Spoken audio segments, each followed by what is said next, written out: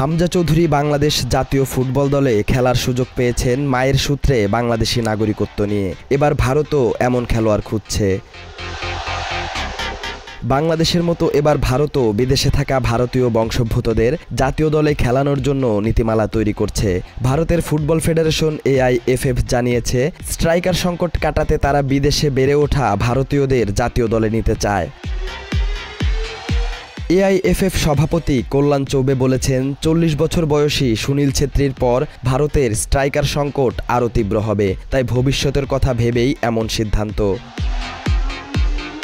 কিন্তু বড় সমস্যা, ভারতে দ্বৈত নাগরিকত্ব নেই, তাই যে কোনো ফুটবলারকে আগের নাগরিকত্ব ত্যাগ করেই ভারতের হয়ে খেলতে হবে। এর আগে জাপানের নাগরিকত্ব ছেড়ে ভারত দলে খেলেছিলেন ইসুমিজ আরাতা, তবে মাত্র 9টি ম্যাচ খেলেই শেষ হয়ে যায় তার আন্তর্জাতিক ক্যারিয়ার। কিছু দেশ ইতোমধ্যে এই নিয়ম চালু করেছে। বাংলাদেশ যেমন হামজা চৌধুরীকে দলে নিয়েছে, ভারতও এবার একই পথে হাঁটছে। এই নতুন নীতি কি ভারতীয় ফুটবলের ভাগ্য বদলাতে পারবে?